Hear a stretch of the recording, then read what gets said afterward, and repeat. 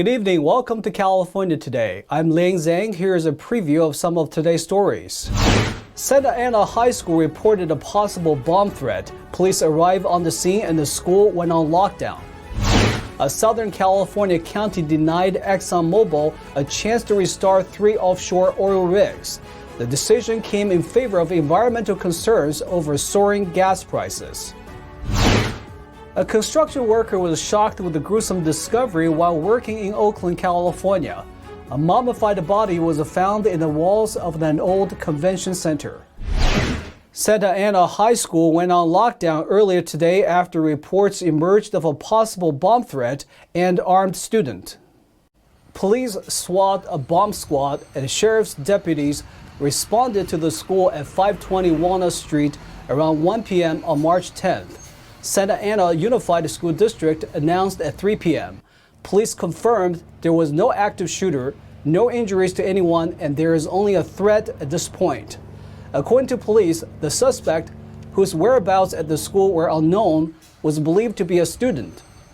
News reports show one person conscious and alert wheeled away into an ambulance by emergency personnel. The person's condition was unclear.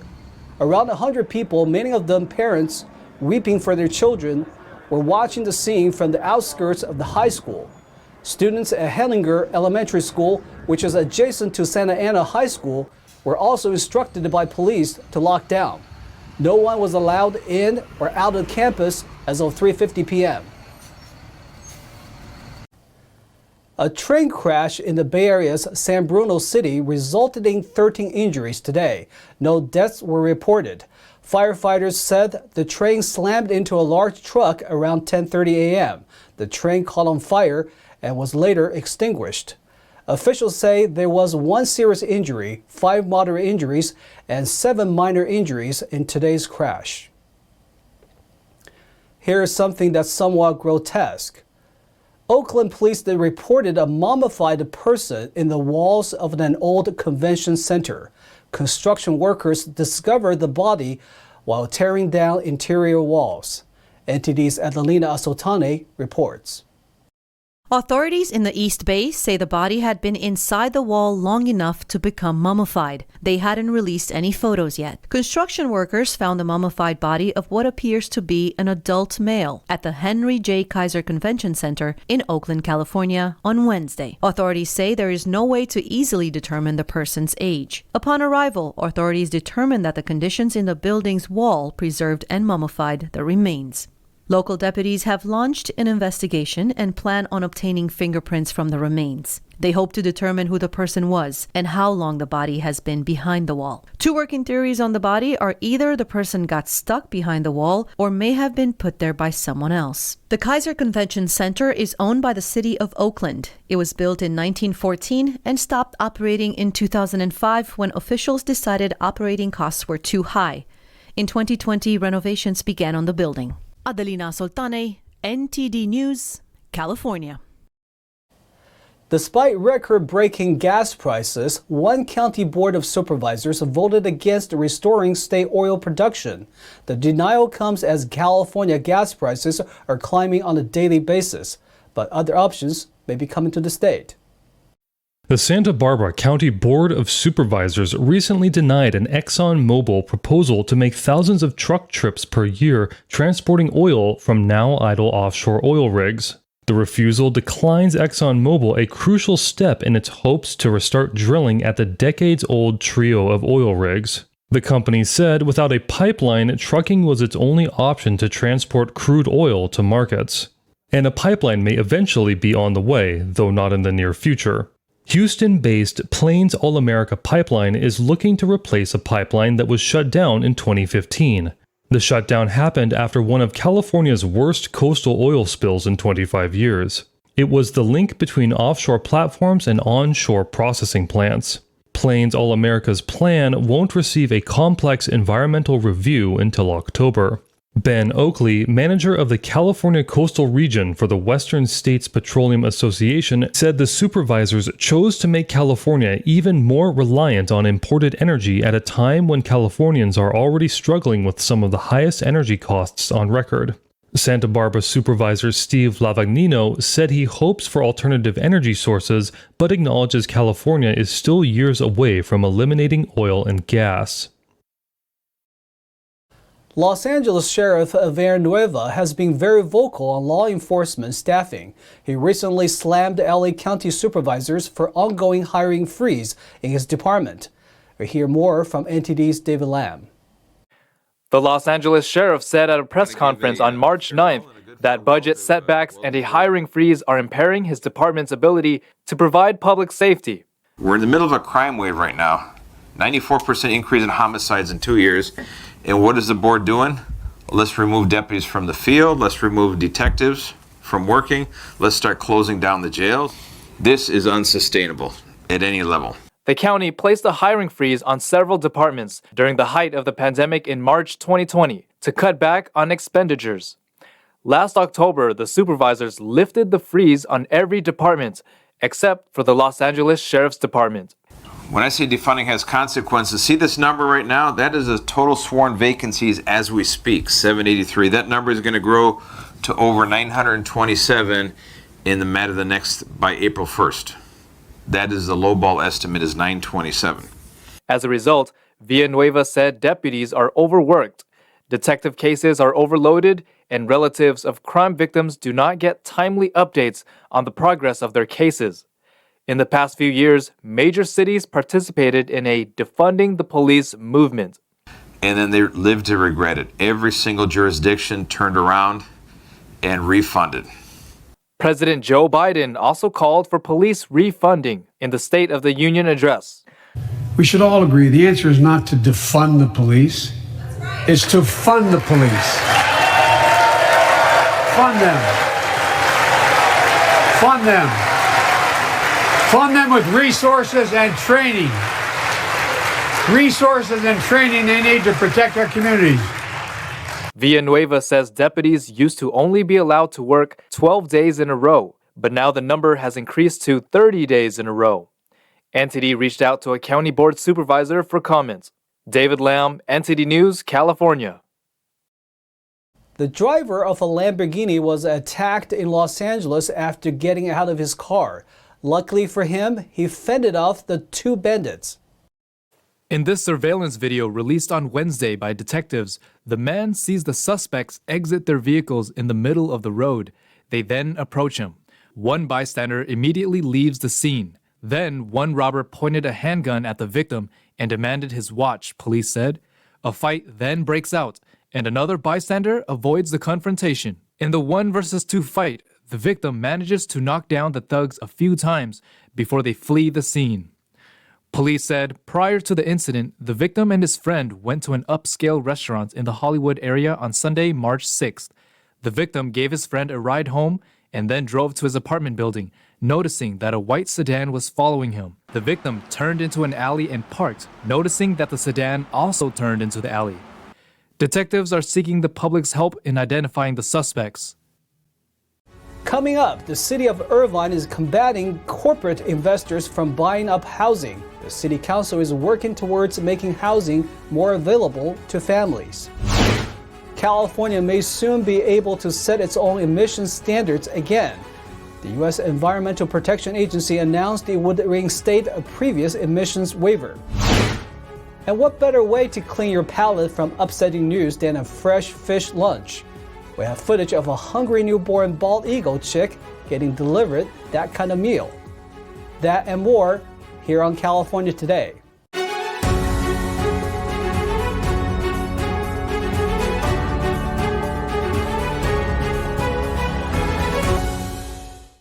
The city of Irvine may move to limit home investors from buying up the city's real estate stock. The city mayor and council members say the move is in response to major investment companies buying up housing. The city council motioned on Tuesday to develop policies to prioritize owner-occupied housing with first-time buyers in mind. Council members reiterated the dire need to create new units to meet growing housing demands.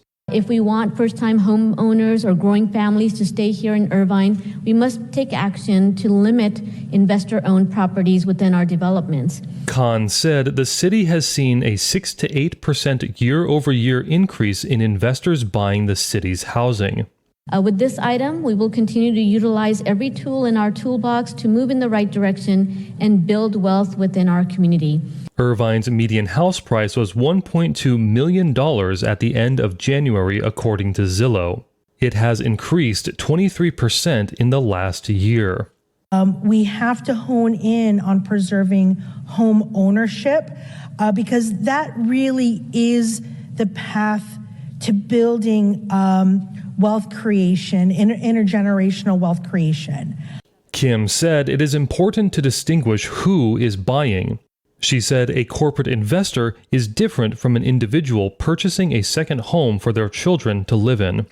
The council unanimously voted to direct staff to return at a later date with policy options that prioritize owner-occupied housing in Irvine. Daniel Hall, NTD News, California. The U.S. Environmental Protection Agency, EPA, announced on Wednesday that California can set its own zero-emission vehicle sales mandate and tailpipe emissions limits. This move is a reversal of a 2019 decision made by then-President Donald Trump. In 2013, California received a waiver under the Clear Air Act, allowing the state to set its own emissions limits.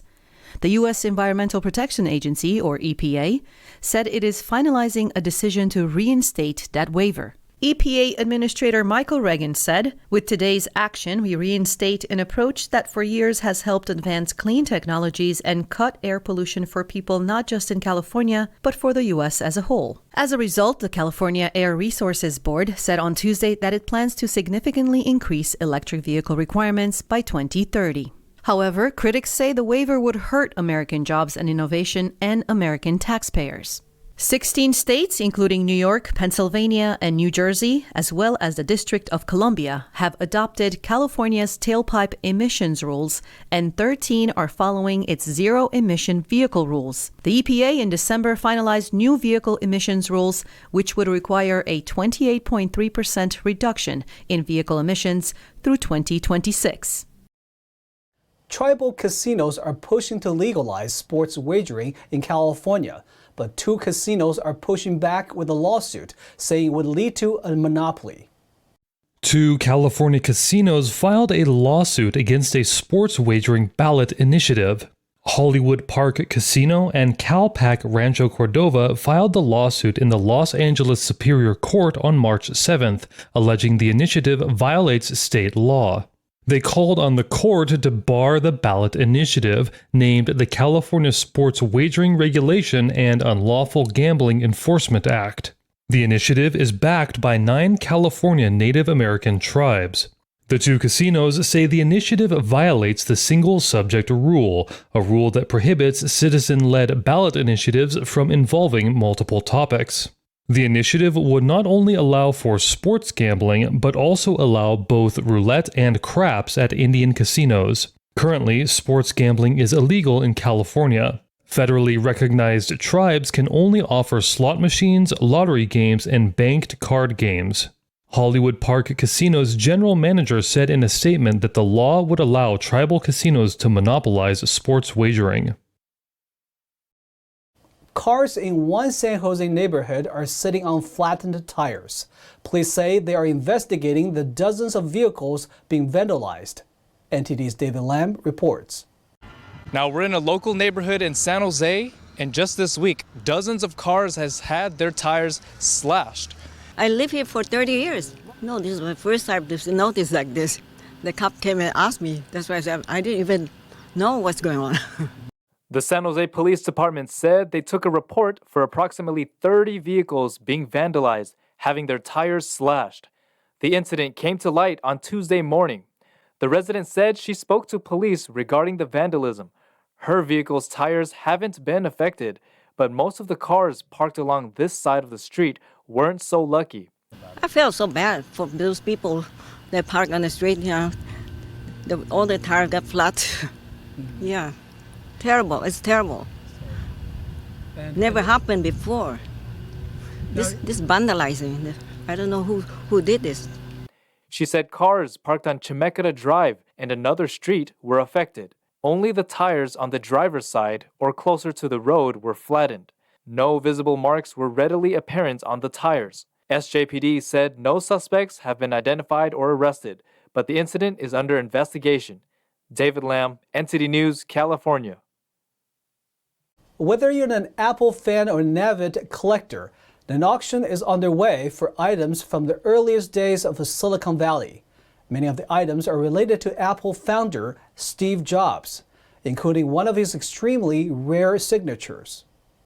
Memorabilia from the earliest days of Silicon Valley are going up for bid at RR Auction in New York. One of Apple founder Steve Jobs' exceptionally rare original signatures will be auctioned. This is a very early Apple check. What makes it really important is it's from July 1976 and it's made out to an electronics firm. And this payment of $3,430 is to pay for the parts for the Apple I computer. This is before they had any investors. What was really incredible, it's signed by both Steve Jobs and Steve Wozniak, very early in Apple. The check is expected to be the top lot. Steve did not sign very many things. He didn't like to sign objects, so his signature is very rare. It's actually one of the rarest signatures that collectors are interested in. So anytime something comes up with Steve's signature on it, it goes for a lot of money. To have both Steve Jobs and Steve Wozniak sign a check is incredibly rare. Other Jobs memorabilia will be available, including one of his first job applications as well as his business cards. We have this Pixar business card from Steve Jobs. We have a lot of Steve Jobs business cards. They sell for a lot of money, but what makes this one really special is Steve Jobs slammed into someone's car on the Hollywood freeway, and he got out and gave him the card, and on the back, Steve Jobs has written out his information. So it's got a great story. You know, it's not just a business card. Items from California's early tech development days will be available too. One of the earliest computer mice will go up for sale. The first quarter put into the first arcade video game will be on auction, used on an Atari Pong video game. These items are being consigned to us by people from the Silicon Valley that were there when this whole computer revolution started. So these are very desirable. These particular computer items are museum quality items. The auction will conclude on March 17th. Feeling hungry? It's lunchtime in a bald eagle's nest on top of a pine tree in the Southern California mountains. And fresh fish is on the menu for a hungry newborn eagle chick. Just before noon on Wednesday, the male bald eagle named Shadow returned to his nest with a fish. At the nest, his mate named Jackie fed pieces of the fish to their 1-week-old gray fuzzy baby. The chick hatched on March 3rd. A second egg in the nest remains unhatched. Friends of Big Bear Valley, which operates a webcam on the nest, says the second egg could still hatch any day. Last year, the pair also laid 2 eggs, but neither chick survived. The eagle's pair's nest is in a pine tree about 145 feet above the ground. Now for a sports update from NTD's Thomas Christian.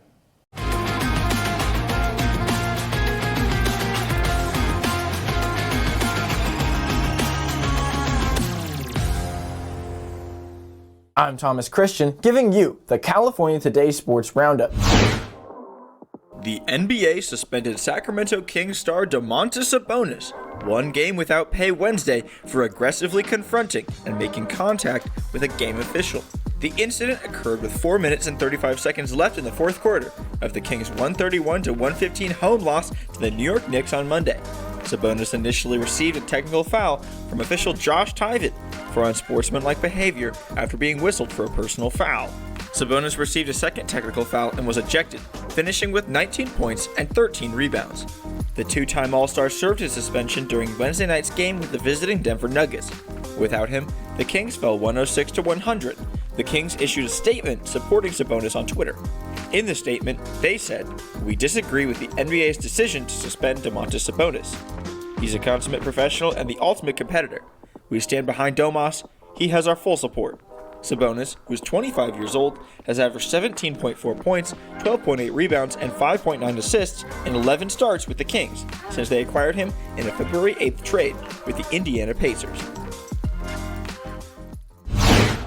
The pain in Stefanos Tsitsipas' elbow was so bad last year that he considered walking away from tennis altogether. But after successful surgery, he said he is now ready to make a run at Indian Wells. The 23-year-old's doctor was stunned by how quickly he recovered from the operation last year, and the Greek called his semifinal appearance at January's Australian Open one of the greatest accomplishments. One of his greatest accomplishments. He is in a much better place now. He said his goals for the 2022 were to stay healthy and motivated after he was neither last year. Tsitsipas' aggressive baseline game translates well on the hard courts in the Southern California desert, and he said winning the Masters 1000 tournament would be a big step toward his ultimate goals. Two-time major winner Dustin Johnson hopes months of fine-tuning his game will turn around a frustrating winless stretch at the Players' Championship, where he is aiming to hoist the trophy on his 13th attempt. The American arrived at TCP Sawgrass this week, having missed the cut at last month's Genesis Invitational, after failing to crack the top 20 since the Tour Championship in September, where he finished 8th. Johnson's been without a tournament victory since the Masters in November 2020, a seemingly inexplicable drought from the 37-year-old perennial contender and 24-time PGA Tour winner. He told reporters at Ponte Vedra Beach, Florida, that he has gotten his putting game back on track after frustrating stumbles at Genesis.